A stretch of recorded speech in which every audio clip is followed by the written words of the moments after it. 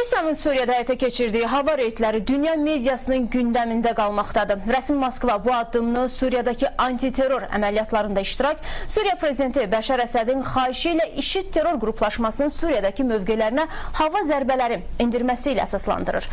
Rusiya Federasiya Şurasının silahlı qüvvələrin xaricdə istifadəsinə icazə verməsi ilə bağlı prezidentin müraciətini yetkiliklə dəstəkləməsindən bir neçə saat sonra başlayan əməliyyatlar bugün də davam edib. Ümumilikdə isə 2 gün ərzində Rusiya 30'a yaxın obyektə hava zərbəsi endirib. Bəs Rusiyanın bu müharibəyə qatılmağa vadar edən nədir? Moskva büromuzdan Akşin Sabiroğlu'nun reportajında.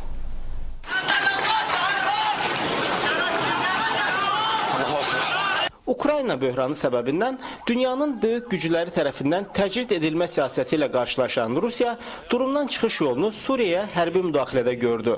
IŞİD hədəflərini bombalamaqla Kreml onun qərb dövlətləri tərəfindən yenidən müttəfiq ölkə kimi qəbul ediləcəyinə inanır.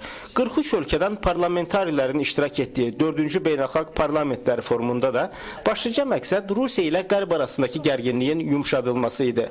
Politolog Sergey Markov isə Suriyadakı hərbi əməliyyatları Rusiya üçün bəzi təhlükələr yarada biləcəyini də istisna etmir. Rusiyada çoxlu terror təşkilatları və onların tərəfdarları var. Ona görə hər an terror hücumlarına məruz qala bilərik. Ancaq unutmamalıyıq ki, terrorçular onlarla vuruşanlara deyil, zəif olanlara hücum edirlər. Bu şəkildə məqsədlərinə nail olmaq istəyirlər. Ona görə məncə Rus təyyarələrinin hava hücumu terror təhlükəsini biraz azaldır.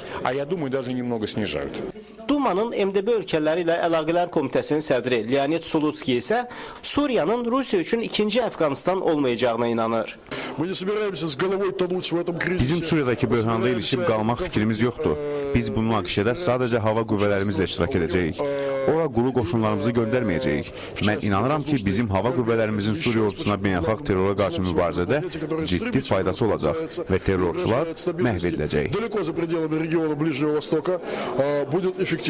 Rusiya mətbuatı Rus təyyarələrinin Suriyaya Azərbaycan, İran və İraq üzərindən uçduğunu iddia edib. Rusiyanın Kommersant nəşri yazır ki, hərbi təyyarə və helikopterlər Suriyadakı bazaya Mərkəz 2015 hərbi təlimlərinin keçirildiyi vaxt göndərilib. 4 qırıcı İl-76 hərbi nəqliyyat təyyarəsinin müşahidəsi ilə Azərbaycan, İran və İraq hava məkanını keçməklə Latakiyaya uçub. Rusiya Müdafiə Nazirliyi isə bu məsələ ilə bağlı ümumiyyətlə Suriyadakı hava əməliyyatlarında iştirak edən hərbi texnika və hərbçilərin sayı ilə əlaqədar hələ ki rəsmi bir açıqlama verməyib.